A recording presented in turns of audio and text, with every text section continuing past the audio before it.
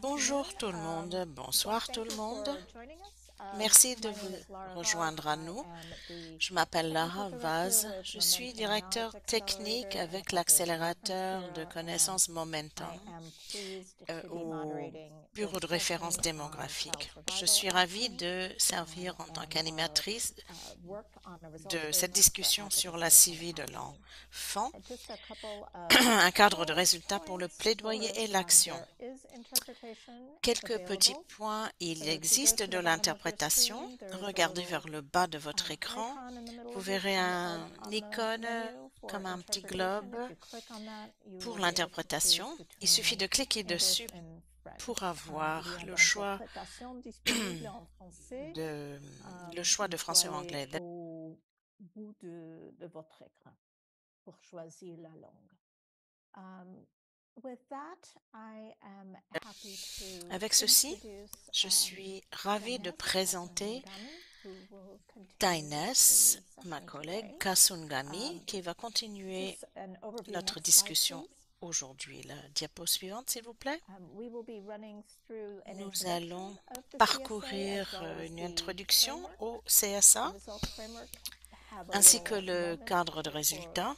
questions and On va answers, prendre un and petit then moment pour go répondre aux into more questions detail on the et results framework ensuite and the next steps nous with an irons, additional opportunity for questions continuerons avec at un peu that plus de time. détails dans le cadre du cadre de If you have responsabilité. questions, please Si feel vous free to avez des be questions, putting them into n'hésitez the pas chat, à les and écrire dans la boîte de dialogue we will be monitoring that et nous for you. allons Thank you. surveiller Dines, please go la boîte ahead. à conversation.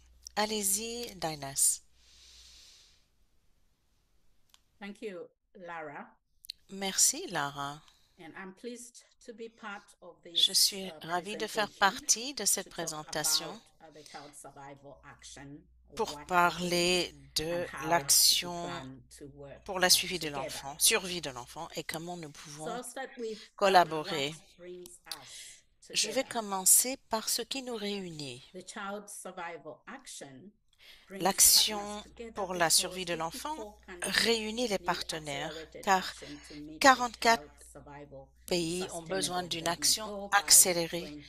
pour atteindre And les if you look objectifs at this map, ODD de in 2030. 2030, En most 2030, of the countries would have la achieved plupart the des mortality pays target of auront 25 or atteint fewer leur deaths cible de per taux de 100,000 mortalité births, except de, for most of the countries in Africa, where 80% sur track, un groupe de 1000 and you naissances, will moins de see 25 décès. that Mais vous allez voir que West and Central malheureusement, Africa en Afrique have that Afrique deeper occidentale et orange, l'Afrique which means some of these centrale, countries vous avez will la still have couleur as orange high ou rouge. as 75 Cela deaths veut dire per qu'il existe encore 1,000 un taux de live décès births. de These 75 are also countries facing décès sur 1000. fragility or humanitarian Ceci indique, contexts.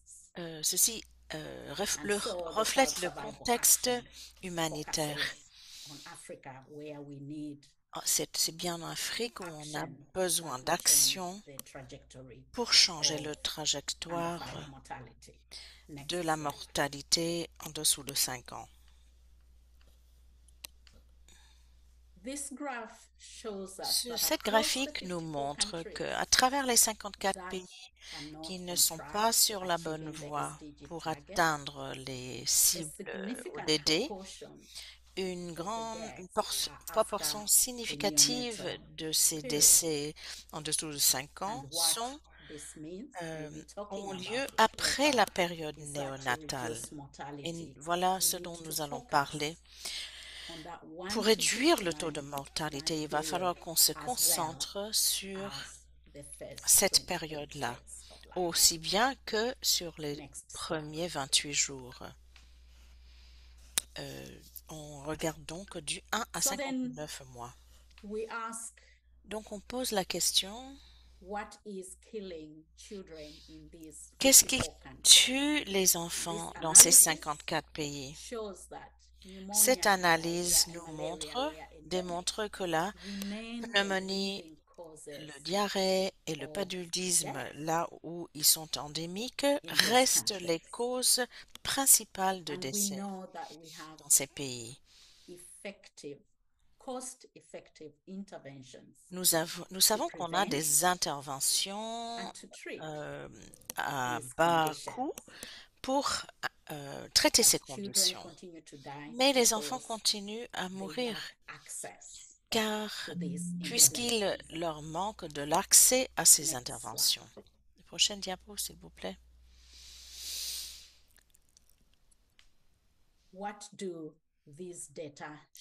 Qu'est-ce que ces données nous montrent?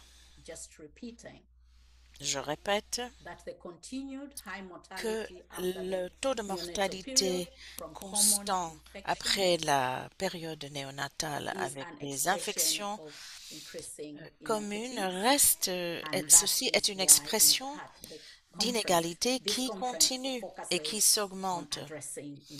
Et les différentes privations des enfants dans ces pays font face à une accumulation de facteurs à risque.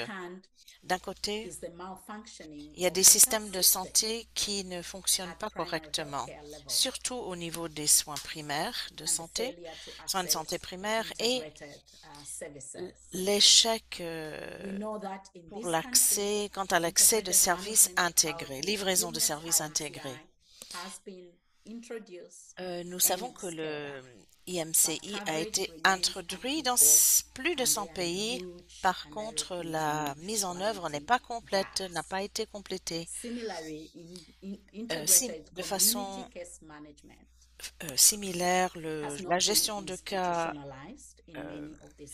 intégrée n'a pas encore été institutionnalisée dans plusieurs pays et n'a pas été mise à l'échelle. Les systèmes de référence, les systèmes de soins de référence ne sont pas optimales. De l'autre côté, il y a l'accumulation de facteurs à risque, y compris un manque d'accès à l'eau propre, aux services sanitaires, la pollution, la pauvreté, le contexte fragile et humanitaire. Donc, en encadrant l'action pour la survie de l'enfant, pour les messages, avec l'objectif de terminer les décès évitables, on va regarder pourquoi on met l'emphase sur les premiers 59 mois dans ces 54 pays et on va se concentrer sur l'Afrique parce que c'est là où le besoin est le plus grand. Numéro 2, il faut atteindre les enfants qui sont délaissés. Ça veut dire que les actions ne sont pas efficaces. Ils sont à risque des tueurs principaux tels que la pneumonie, le diarrhée, le paludisme et la malnutrition. Et là où il y a un manque d'accès aux services de santé de qualité. Il faut aussi mettre l'emphase et renforcer les soins de santé primaires. Dans des centres de santé, dans les communautés, il faut qu'ils puissent mieux empêcher, diagnostiquer et traiter ces causes de décès infantiles. Donc, il faut aussi construire de partenariats efficaces entre les gouvernements, parmi les gouvernements, les partenaires locaux, la société civile, et il faut pouvoir mobiliser les ressources existantes. Encore une fois, l'action pour la survie de l'enfant vise à terminer les décès évitables. Mais il faut y penser comme faisant partie du continent. Donc, la concentration sur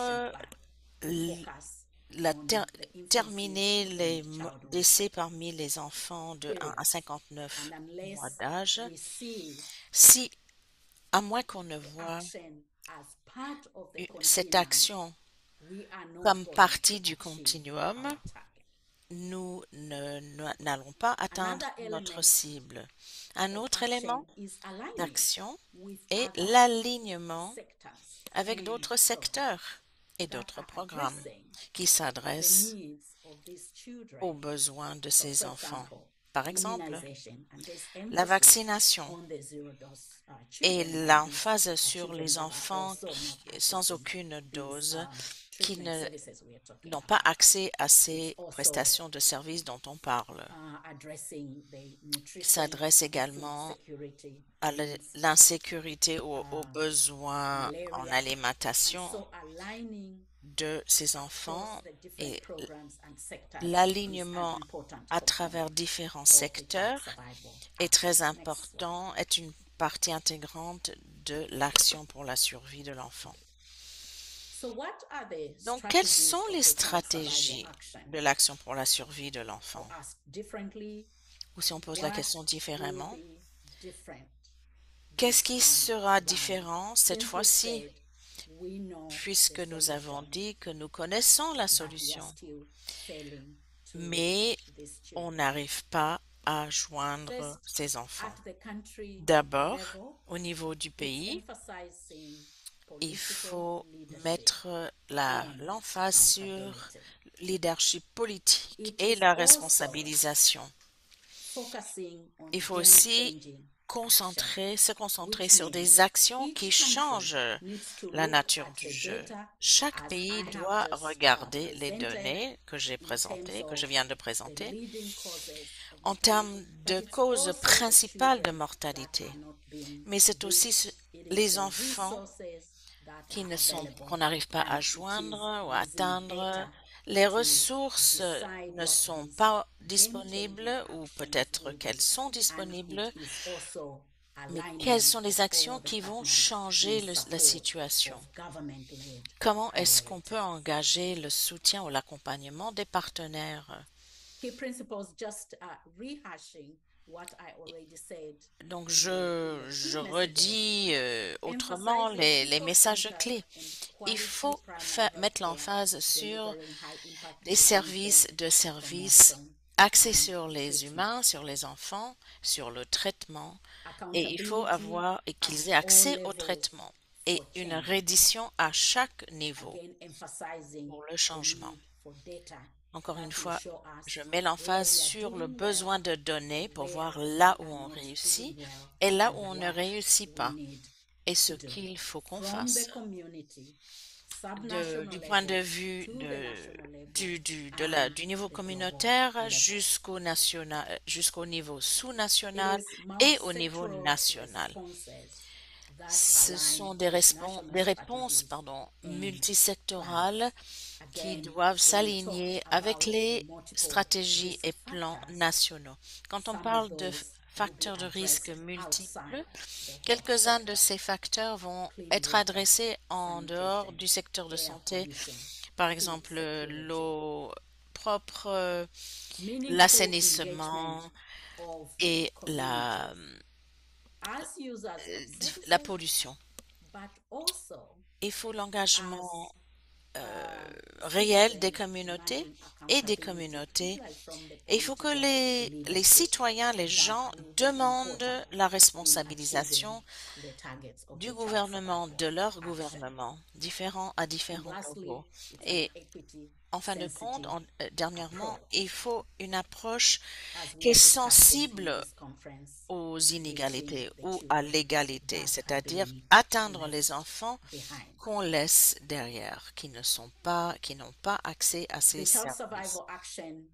L'action pour la survie de l'enfant a été organisée dans 3 équipes différentes. Il y a l'engagement au niveau du pays, il y a le cadre de résultats et de responsabilisation, et il y a également une équipe qui va se concentrer sur le plaidoyer. Ces équipes doivent travailler ensemble et ils doivent travailler au niveau du pays pour the goal of the Child atteindre Survival Action. cet I think objectif. this ends the introduction, and I'll Donc, hand over c'est to la fin Kate. de l'introduction et je vais donner la parole à Kate pour la suite. Merci beaucoup, Dines. Je m'appelle Kate Gilroy.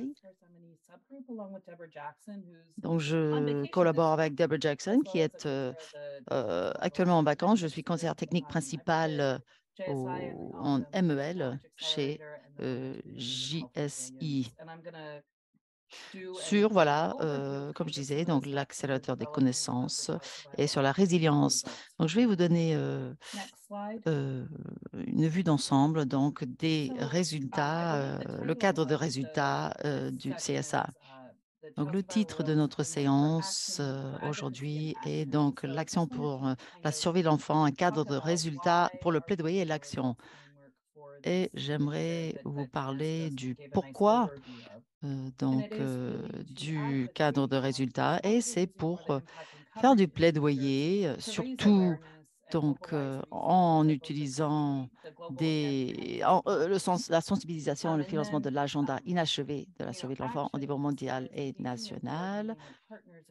Et en ce qui concerne l'action, donc l'objectif est de s'engager, de se coordonner avec les partenaires dans les pays pour travailler de concert à la réalisation d'objectifs communs et ensuite pour planifier et suivre la mise en œuvre de ces actions. Prochaine diapositive, s'il vous plaît.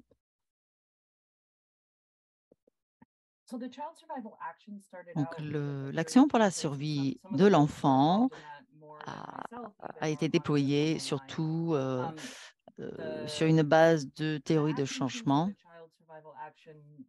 Donc, les équipes ou le groupe donc, de l'action pour la survie de l'enfant a adopté cette théorie et en commençant par donc le bleu clair, voilà, notre objectif est la réduction accélérée de la mortalité infantile des enfants en dessous de 5 ans dans les 54 pays que vous avez vus sur la carte. Ensuite, outcomes, donc les résultats, les objectifs sont donc de renforcer les soins primaires, soins de santé primaires, et de combler les lacunes et atteindre donc une couverture universelle de soins de santé. Les réalisations et les stratégies, voilà, les réalisations donc d'améliorer et de chiffrer et budgéter donc nos plans au niveau national et sous-national. Revoir les plans, les deux, donc sous-nationaux et nationaux, et les mettre en œuvre. Ensuite, voilà, dans cette théorie de changement beaucoup plus détaillée, nous pouvons parler d'engagement politique et financier. Ensuite, les stratégies dans la boîte bleue foncée. Donc, nous nous concentrons sur une approche basée sur les données, les partenariats publics-privés, l'engagement avec les communautés et les familles, l'amélioration de la qualité des soins et le suivi des progrès et la redevabilité. Ensuite, nous avons bien sûr les principes directeurs, donc ne laisser aucun enfant pour compte, le droit des enfants, donc non, pas seulement de survivre, mais également donc de s'épanouir, donc des soins axés sur la famille et l'enfant, des actions pan-gouvernementales et la redevabilité. Prochaine diapositive. Nous avons les mêmes colonnes et ensuite un cadre, donc des différents indicateurs. Cela va nous permettre de parler des prochaines étapes à suivre. Dines a parlé donc de l'idée que l'on construit sur des initiatives déjà en place. Et donc, je vais réutiliser cette diapositive car il y a le continuum donc, des soins Donc, nous avons donc le continuum et nous avons souhaité poursuivre donc dans cette lignée, donc mettre fin à la mortalité infantile maternelle évitable, le plan d'action pour chaque nouveau-né. Nous avons analysé donc des jalons de mise en œuvre et des indicateurs de mise en œuvre spécifiques au pays. Et ensuite, bien évidemment, nous avons un certain nombre d'indicateurs qui ont été validés. Oui, s'il vous plaît. L'interprète vous remercie. Comme je disais tout à l'heure, donc nous avons déjà évoqué un certain nombre de principes d'élaboration du cadre de résultats, mais s'appuyer sur d'autres initiatives mondiales de suivi telles les ODD, le compte à rebours 2030, les tableaux de bord de santé et du bien-être de l'enfant, pour qui prennent en considération la question de façon beaucoup plus large et on souhaite donc mettre en évidence et promouvoir plutôt que de recréer l'existant. Un deuxième principe donc d'élaboration est d'exploiter les données existantes dans les pays pour réduire la charge de travail donc liée à la collecte et à la communication des données. Et ce n'est pas surprenant, les pays ont une envie limitée donc de réaliser davantage de collecte de données et de communication des données. Ce n'est pas sorcier. Donc, comme disait Dinès, donc se concentrer sur les principales causes de mortalité chez les âgés de 1 mois dans ces 54 pays est essentiel. Les causes directes, nous les avons évoquées, donc le paludisme, la pneumonie et les diarrhées.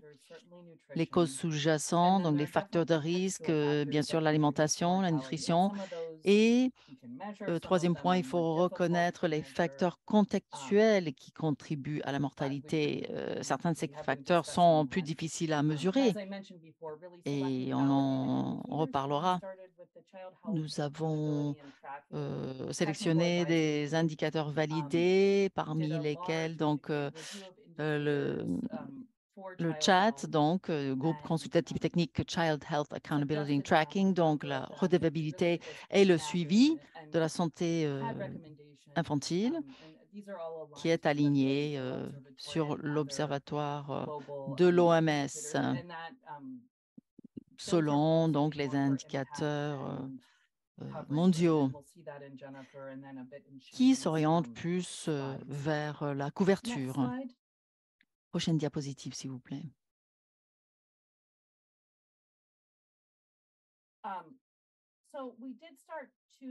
Nous avons, dans notre processus d'élaboration, nous avons mis en correspondance ou cartographié plutôt des indicateurs existants issus des recommandations et initiatives mondiales avec le TOC.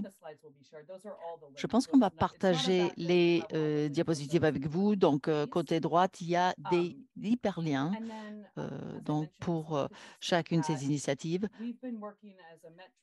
J'ai déjà mentionné donc des indicateurs d'impact dérivés du chat et d'autres initiatives mondiales. Inès a parlé donc d'un groupe d'engagement mondial, un groupe de travail qui travaille sur des questions plus larges.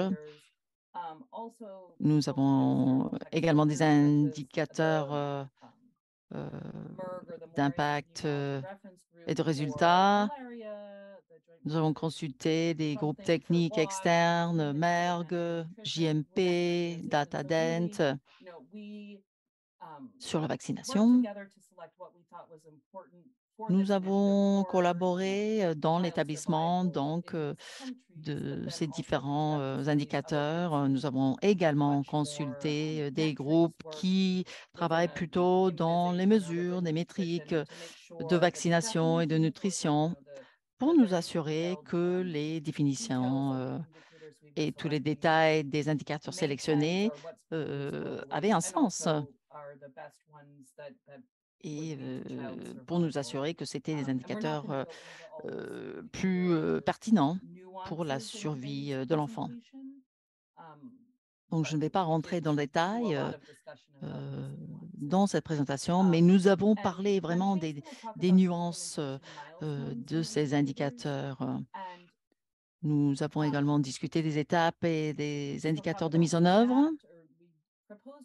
Nous avons proposé des domaines basés sur le cadre ENAP-EPMM, c'est-à-dire mettre fin à la mortalité maternelle évitable, et la cartographie donc du TOC,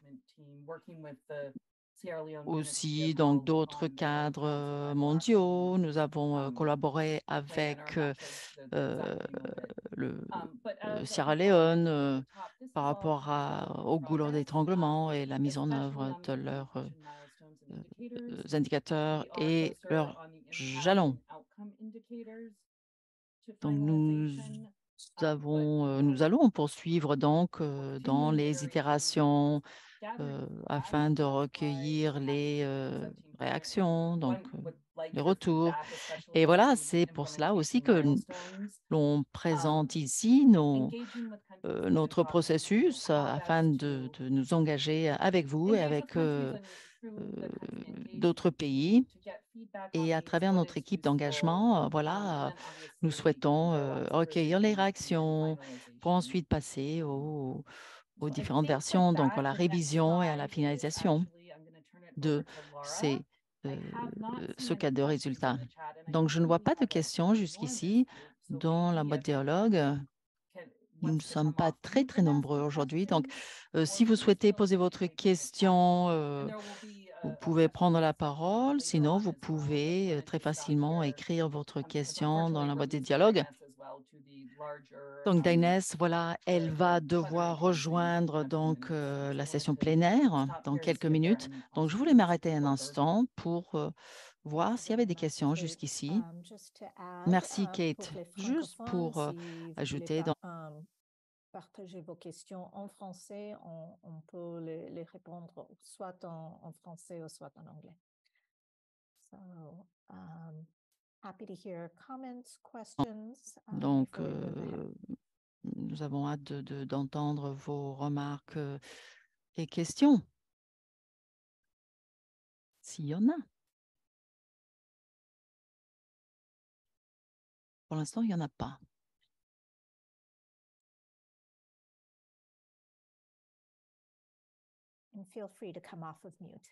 Et voilà, n'hésitez pas à activer votre micro. Nous sommes un groupe assez réduit. Merci Thomas pour votre commentaire.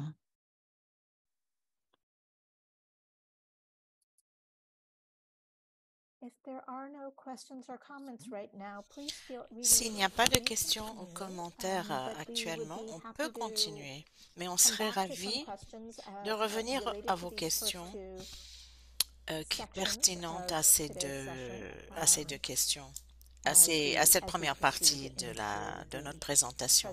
Donc, n'hésitez pas, même si on va procéder vers l'avant.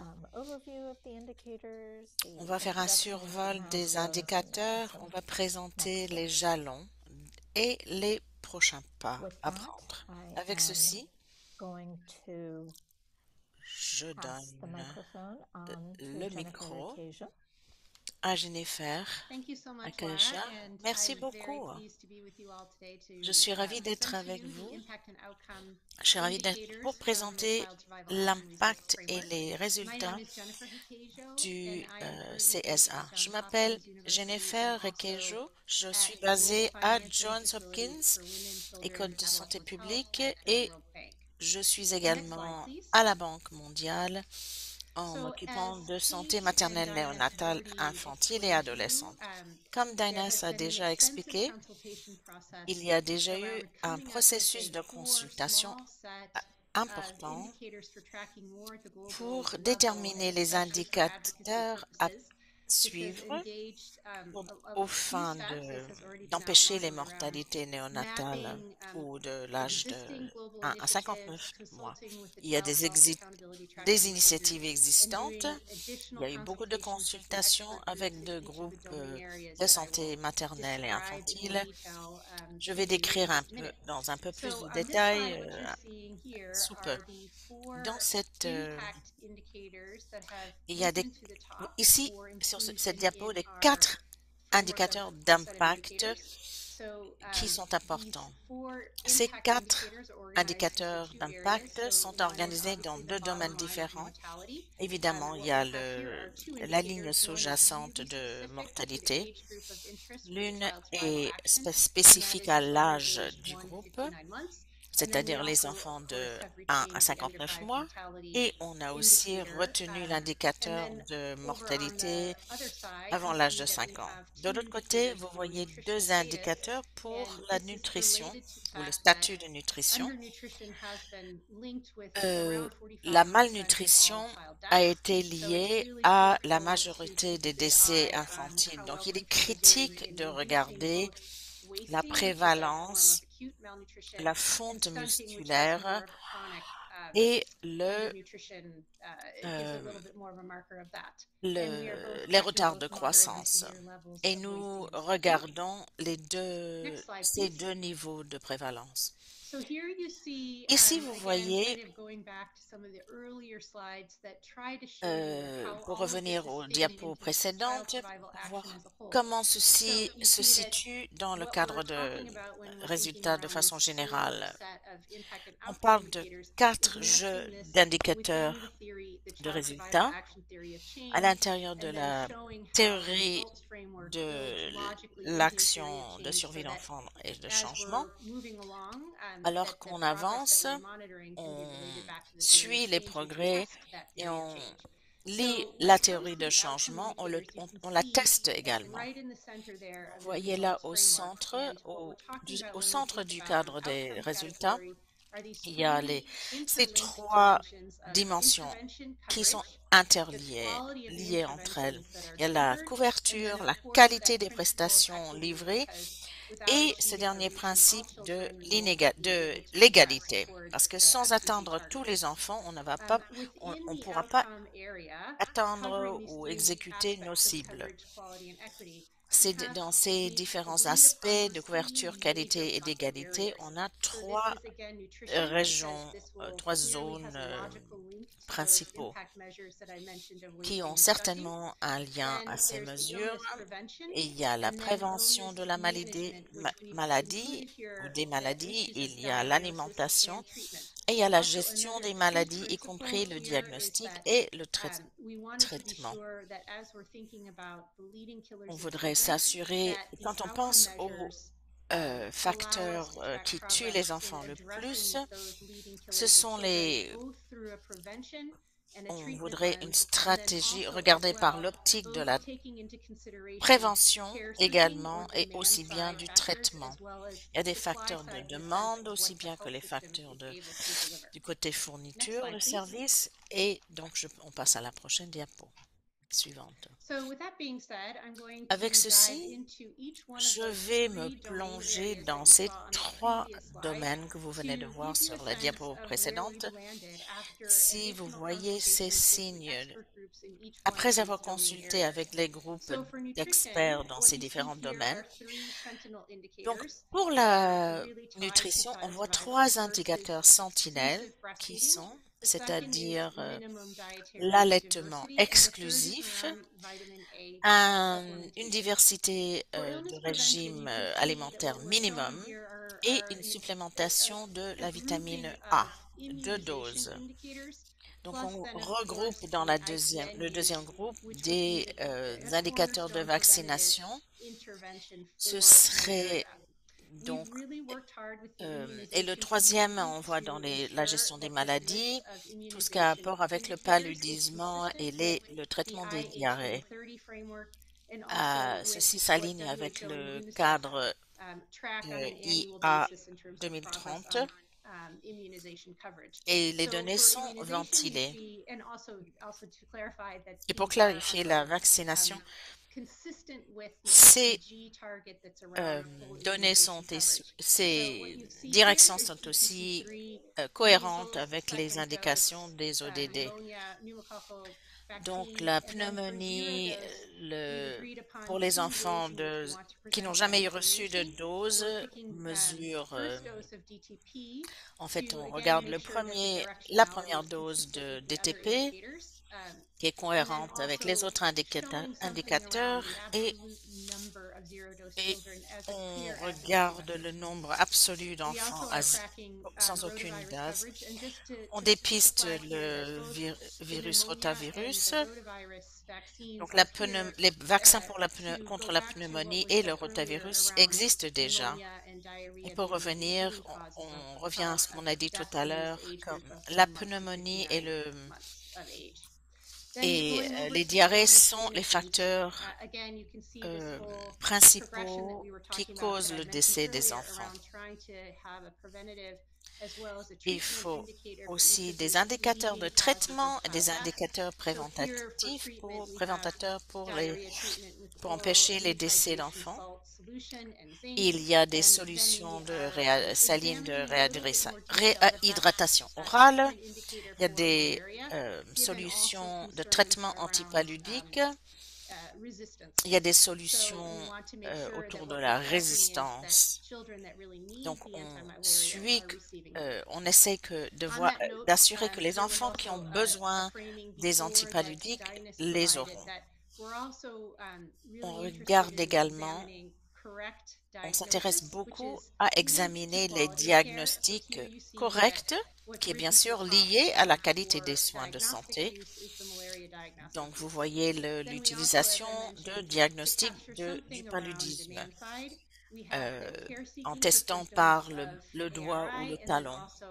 Il y a aussi on cherche les soins pour les symptômes d'ARI et il y a les 4 principes d'équité qui soulignent tout ce travail.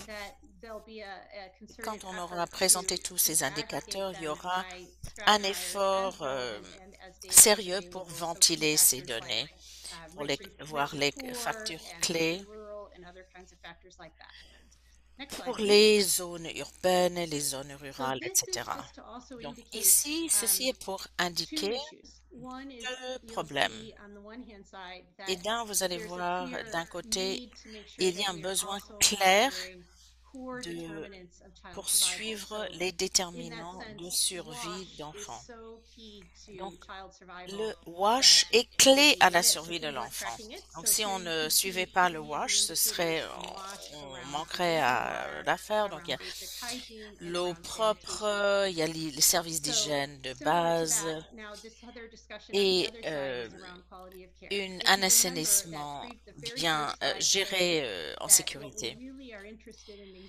Donc, à droite, vous voyez, on s'intéresse vraiment à examiner les niveaux d'intervention, l'égalité et la conception de qualité. Parce que si ces interventions ne sont pas livrées avec un haut niveau de qualité, le récipiendaire ne va pas recevoir des bénéfices, leurs avantages.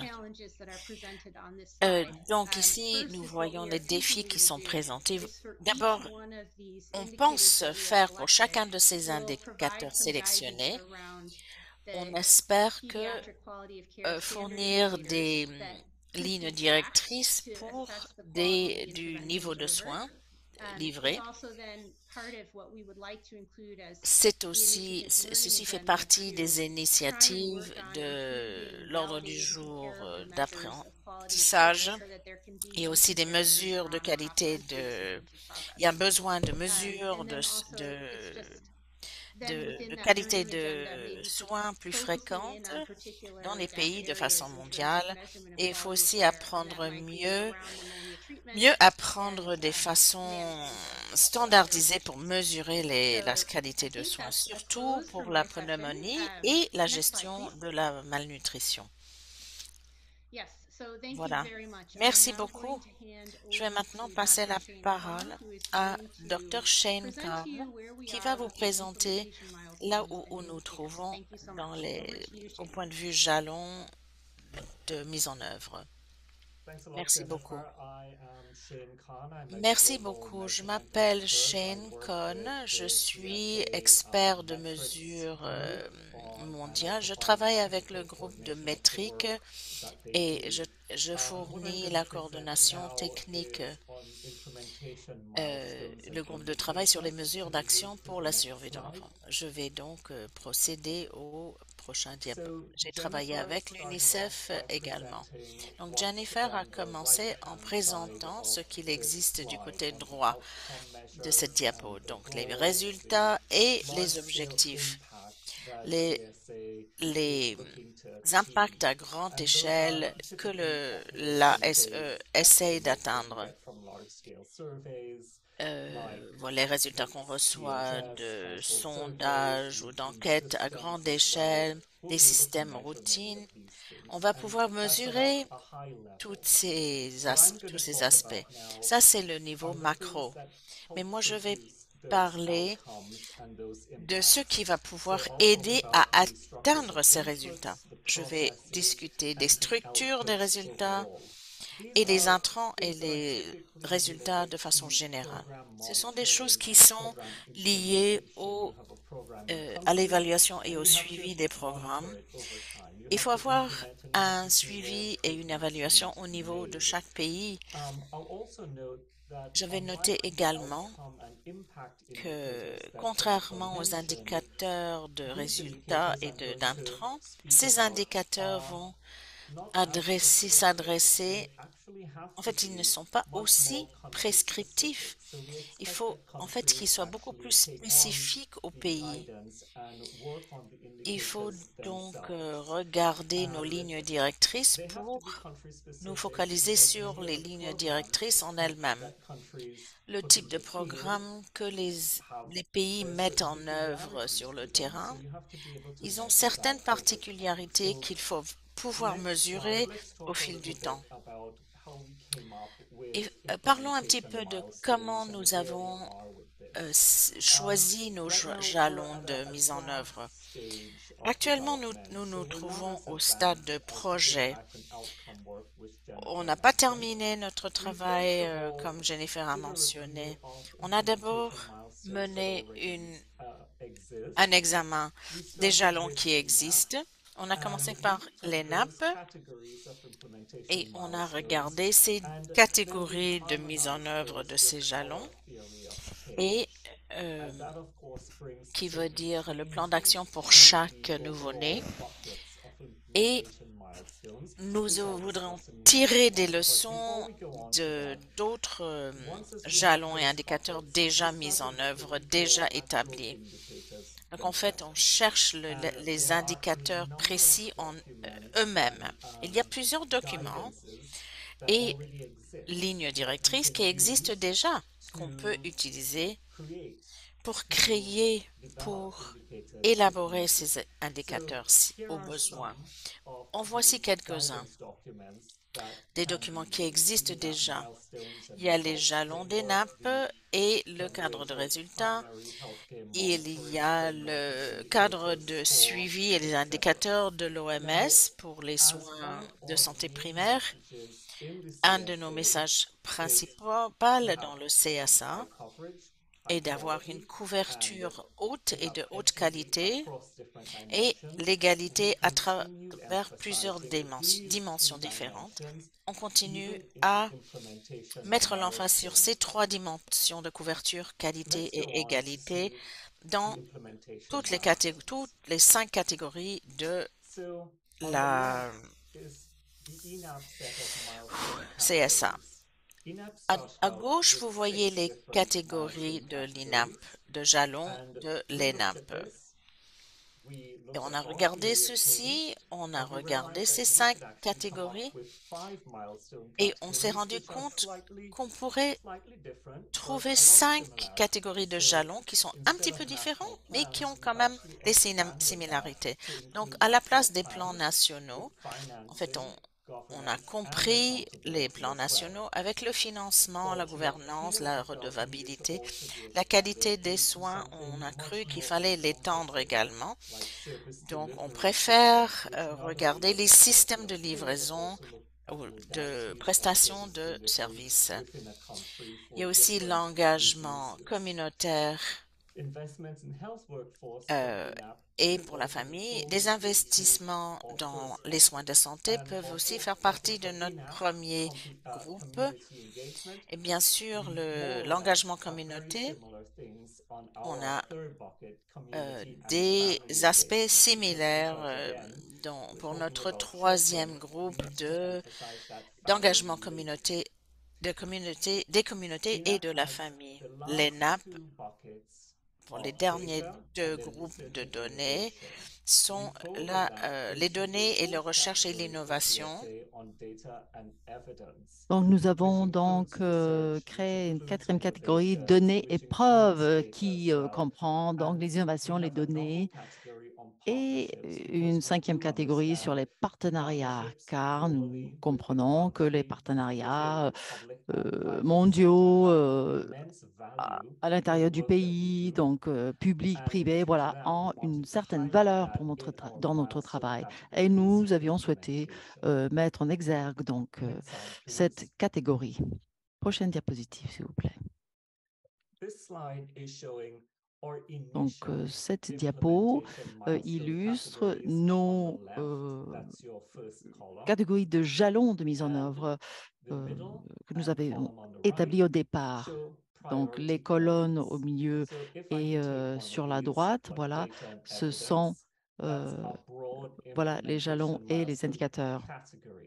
Donc, à gauche, donc, vous avez les catégories qui sont assez larges, un certain nombre de choses que l'on puisse mettre en œuvre afin d'obtenir donc des résultats souhaités et attendus. Les différents pays devraient être en mesure d'avoir des données, donc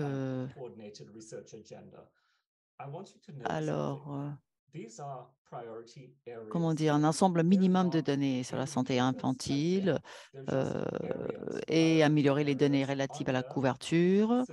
Il faut pouvoir dénombrer chaque enfant en institutionnalisant le CRVS, puisque les indicateurs pour les jalons de mise en œuvre sont spécifiques au pays, plus ou moins. Certains donc, de ces points seront applicables à votre situation et d'autres non. Voilà des choses qui seront applicables et pertinentes pour votre pays. Voilà, il faut les prioriser. Quand l'on pense aux jalons de mise en œuvre, il va falloir penser à la façon dont vous allez les développer, les mettre en œuvre et les suivre dans le temps. Donc, voilà, nous avons donc en transversal, donc couverture, qualité et équité comme des principes d'orientation. Nous avons commencé notre session en parlant donc d'une analyse de situation. Quelles sont les causes de mortalité, les causes directes, les causes indirectes? Existe-t-il des programmes qui vont atteindre tous les enfants? Est-ce qu'on aide les enfants donc avec un certain niveau de qualité et d'équité? Ce sont des questions que l'on a souhaité se poser au départ. Ensuite, est-ce qu'il faut comprendre si on a les bonnes données, le contexte du pays? Ensuite, vous réalisez, vous comprenez donc les goulots d'étranglement, enfin les points difficiles. Et ensuite, bien sûr, vous comprenez les domaines prioritaires. Vous priorisez certaines activités d'action.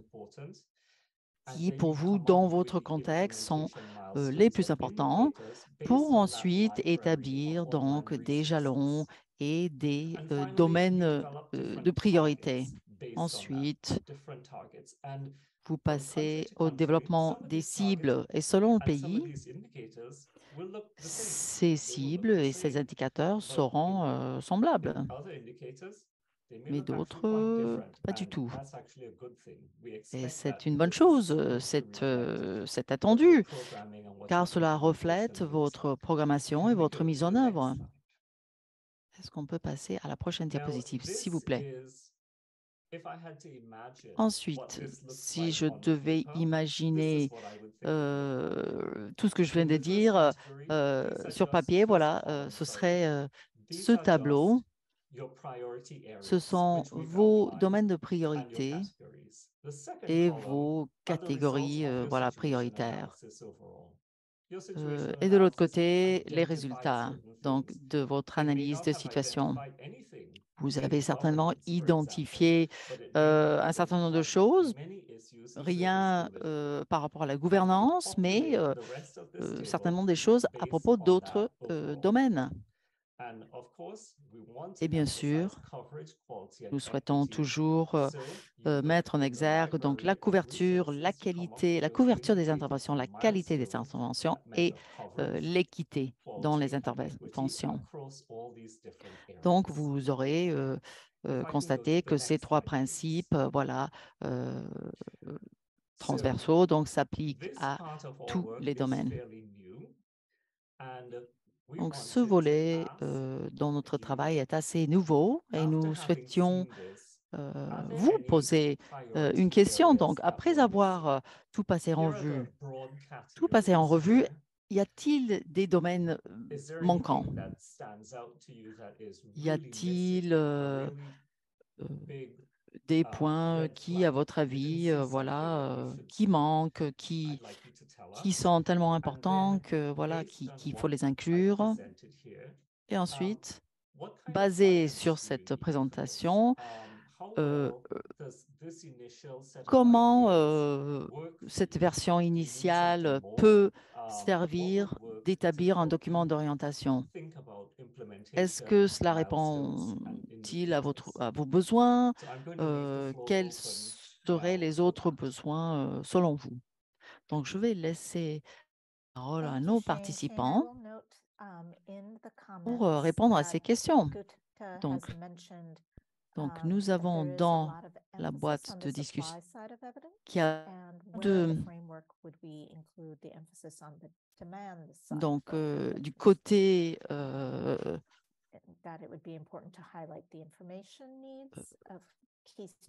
de l'offre, il existe beaucoup de preuves, donc de données, d'indicateurs, mais côté demande, il y en a moins peut-être.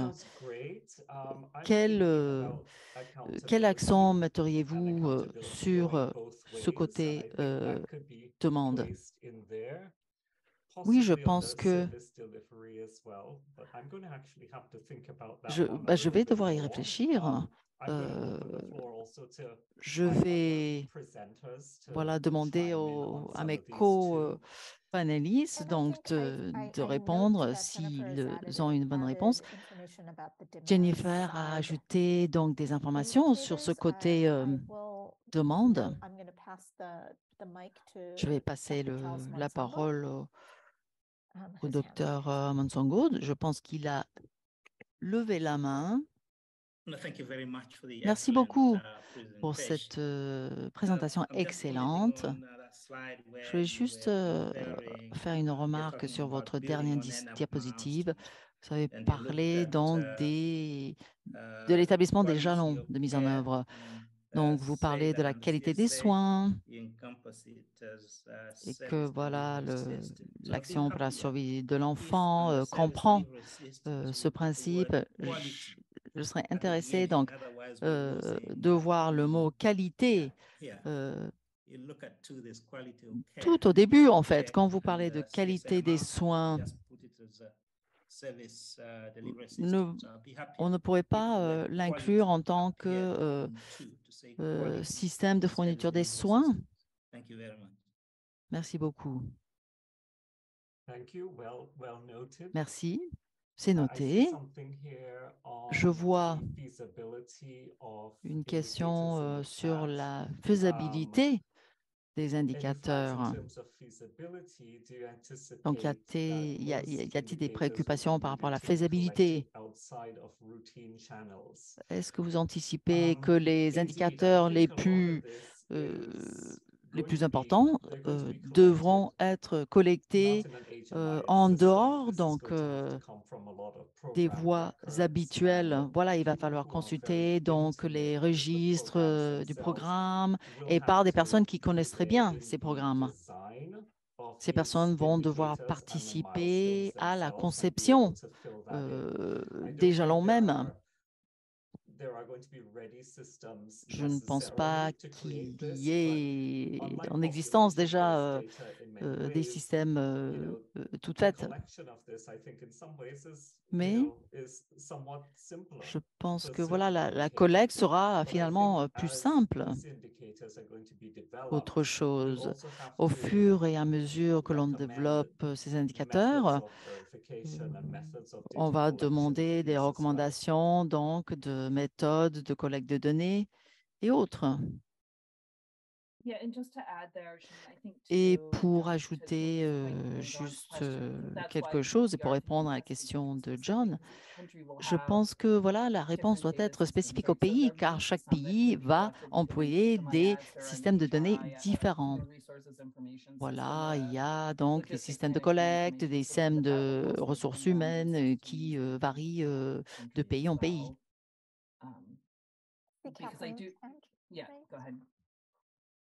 Oui, y a-t-il d'autres questions? Kathleen. Oui, c'est Kathleen Healy. Merci beaucoup de l'excellent travail consacré à ce cadre de résultats. Et voilà, j'ai bien aimé donc la présentation de la théorie du changement. J'ai deux questions. Existe-t-il ou y a-t-il existé un engagement avec les parties prenantes du pays au niveau national ou sous-national pour avoir un retour de leur part? Et un autre constat en analysant donc le PMM et les NAP, donc mettre fin à la mortalité maternelle évitable et le plan d'action pour chaque nouveau-né. Je me demande donc de la perspective donc d'un chargé de soins de santé du district ou même national, un groupe de travail technique au niveau national. Existe-t-il des avantages donc d'aligner donc le PMM, l'ENAP et le CSA? Je comprends voilà, qu'il y a des groupes de population et d'entités spécifiques qui sont ciblés dans chaque programme, mais d'un point de vue pays, voilà, un plan qui est développé et financé. Voilà, on va regarder le PMM, l'ENAP et un gestionnaire de district aimerait bien, je pense, avoir un alignement entre ces différents programmes, même si ces programmes sont dédiés aux groupes très spécifiques d'enfants ou de mères ou enfants en très bas âge. Quand je parle de qualité des soins, je ne sais pas si les remarques que j'ai entendues voilà, abordent la question donc, de la qualité des soins. Mais je sais que nous aurons d'autres discussions à l'avenir. Je sais que je ne vois pas je perds des questions dans la boîte des dialogues et je ne peux pas y répondre directement. Donc, l'engagement pays sera essentiel dans notre travail car voilà, nous devons prendre en considération tout ce qui se passe sur le terrain. Ce sera moins normalisé que les indicateurs ODD avec lesquels on travaille au niveau d'impact d'habitude. Donc, le plan, l'action pour la survie de l'enfant, il est important donc d'avoir votre retour. Il faut comprendre où est-ce que cette demande rentre dans nos catégories. Un des principes avec lequel on travaille